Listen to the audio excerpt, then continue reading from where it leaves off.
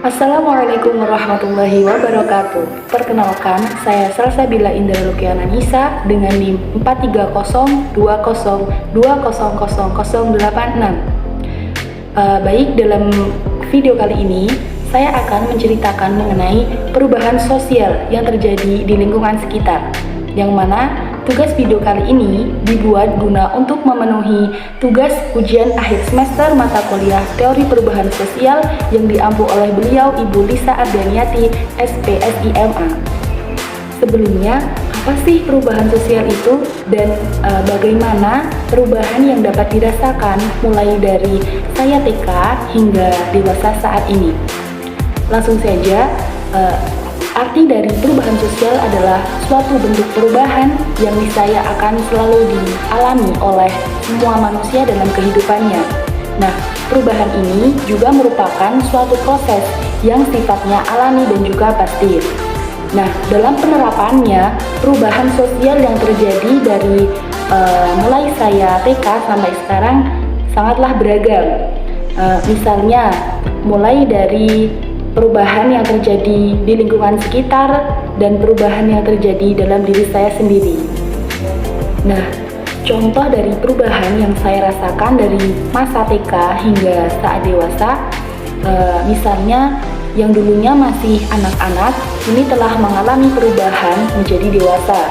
Kemudian yang dulunya belum bisa membedakan antara mana yang baik dan mana yang buruk, kini secara alami hal tersebut sudah bisa saya lakukan sendiri.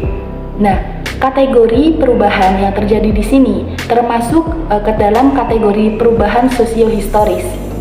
Selain itu, penggunaan pakaian yang terjadi dari masa ke masa juga mengalami perubahan.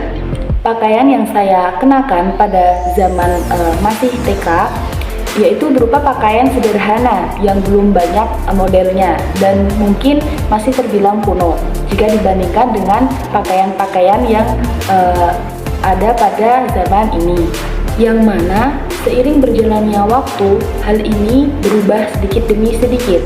Model-model pakaian mengalami kemajuan dan mengikuti tren yang semakin kekinian. Akan tetapi pada tahun ini pun model pakaian juga mengalami perubahan, yakni berubah kembali mengikuti tren-tren zaman dahulu. Kemudian, perubahan sosial yang terjadi di lingkungan sekitar saya, misalnya, yaitu dalam penggunaan alat kentongan.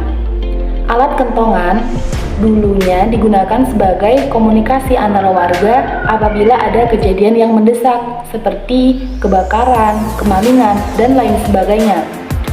Akan tetapi, dalam era masa kini, cukup dengan menggunakan handphone saja, semua orang sudah bisa berkabar antara satu dengan yang lainnya. Tidak hanya itu, dalam permainan anak-anak pun juga banyak mengalami perubahan.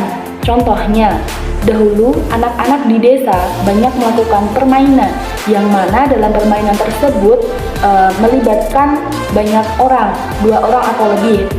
Misalnya dalam permainan bakia, kelereng, sudah mandar, dan sebagainya. Akan tetapi, seiring berjalannya waktu, permainan-permainan tersebut kini sudah jarang ditemui, dan kebanyakan dari anak-anak banyak yang sudah mengaplikasikan gadget.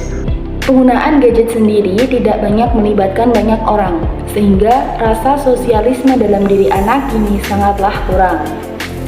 Inilah sedikit cerita mengenai perubahan sosial yang terjadi di lingkungan sekitar saya, mulai dari saya TK sampai sekarang ini. Kurang lebihnya mohon maaf. Billahi taufiq wal hidayah. Wassalamualaikum warahmatullahi wabarakatuh.